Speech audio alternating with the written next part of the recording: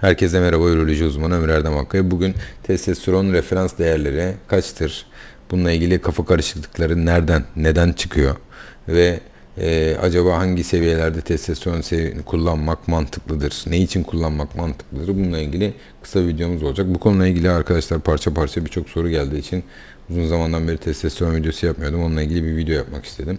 Testosteron referans değeri Türkiye'de en çok kullanılan nanomol bölü dekalitre.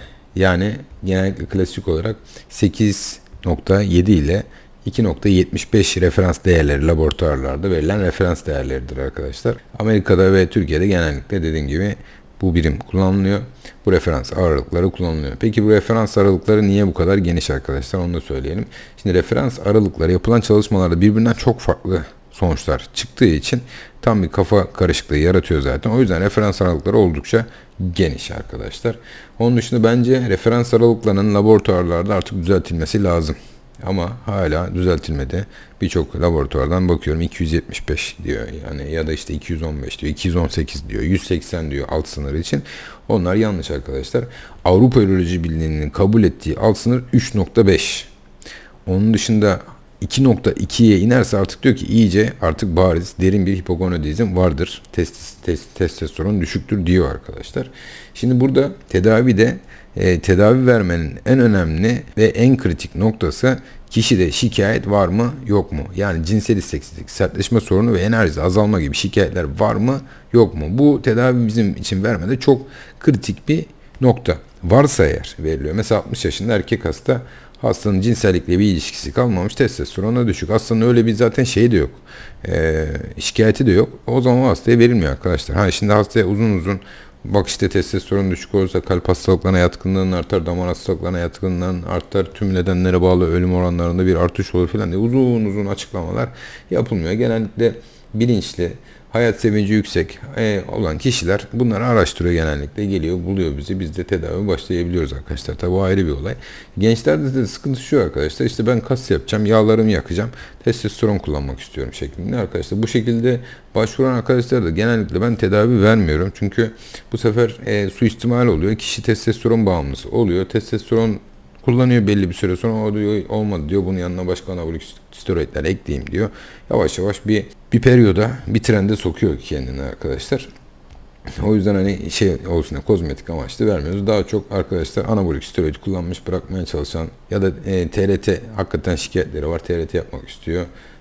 O kişilere yardımcı olmaya çalışıyoruz. Ya da işte anabolik steroid kullanmış, şikayetleri oluşmuş kişilerde yardımcı olmaya çalışıyoruz elimizden geldiği kadar. Burada kritik olan şeylerden birisi şu: genellikle 400-500 bandında olan kişiler ya da 600 bandında olan kişiler, hocam ben testosteron kullanmak istiyorum, sertleşme sorunum var diye de geliyorlar bazen. Buradaki sıkıntı da şu arkadaşlar: genellikle 500 ve üzerindeki değerlerde total testosteron için diğer hormonlarında ciddi bir problem yoksa arkadaşlar, bizim verdiğimiz testosteron kişinin ereksiyon kalitesini arttırmıyor. Yani bana 800, 900 de sertleşme sorunu ya da cinsel isteksizlikle gelen birçok kişi oluyor. Aklıma ilk gelen tabii hem yüksek testosteron var hem de cinsel isteksizliği varsa uyarıcı ilaç kullanımı gibi durumlar hemen geliyor aklımıza. Antidepresan kullanımı hemen aklımıza geliyor arkadaşlar. Tiroid fonksiyon bozuklukları olabileceği hemen aklımıza geliyor arkadaşlar. Kişiyi tabii o yönden biraz tırtıkladığımız zaman hemen sonuç neden ortaya çıkabiliyor. Yani çift ilişkisi çok kötü olur kişinin ya da ondan da olabilir tabii arkadaşlar. Testosteron replasman tedavisi başlamak için bence en önemli kritiklerden birisi testosteron seviyesinin 350, yani Türkiye'de kullanılan referans değerler arasında 3.5'un altında ve kişinin şikayetlerinin olduğu durumdur. Bir de bazı kişiler var çok bilinçli, onlar da şeyi söylüyorlar arkadaşlar. Şimdi birçok çalışma yayınlandı. Diyor ki çalışmalar, bundan 30 yıl önce 30 yaşında olan bir adamla şu anda 30 yaşında olan bir adamın arasında ortalama testosteron seviyeleri arasında fark var diyor. Hani yapılmış çalışmalar var bununla ilgili. Her nesilde her bir 20 yılda bir ortalama testosteron seviyeleri azalmış. Ortalama referans değerleri de normal sağlıklı kişileri, o anda yaşayan sağlıklı kişiler alıp değerlendirildiği için acaba referans değerleri bundan 30 sene önce yapılmış çalışmalarda olsaydı daha mı yüksek çıkardı? Yani 500-1500 bandında mı çıkardı referans değerleri? Biz mi acaba referansı, artık toplumda testosteron düştüğü için referans değerlerimiz de o yüzden mi düştü? Bunun karmaşası, tartışması bazen olmakta tabii. Bununla ilgili sansasyonel haberler bazen yapmaya çalışıyorlar. Bizim testosteronumuz aslında 500 değil de işte ortalaması 600 değil de 1000 seviyesinde olmalı. 750-1000 seviyesinde arasında olmalı gibi. Hani görüyorum gerçekten yurt dışında, Amerika'da çekilen YouTube videolarında filan, hani kardiyolog çıkıyor diyor 750-1000 bandında olması lazım filan diyor, böyle videolar çekilebiliyor arkadaşlar. Yani açıkçası ben kendi yaklaşımım o kadar rigid değil. Bazen dediğim gibi testosteron gurmeleri diyor arkadaşlar, hani 1200 bandında olmalı diyor. Zaten şöyle de bir şey var arkadaşlar. Haftalık 250 mg testosteron replasman tedavisinde yaklaşık 1000-1500 bandına çıkmış oluyorsunuz. Fizyolojik sınırların biraz üstünde. Tabi bak, aslında baktığınız zaman non-stop maraton tarzında yapılan bir tedavi aslında baktığınızda. Öyle hani bir 3-5 ay kullanayım, bırakayım, tekrar başlayayım denilecek bir tedavi değil yani.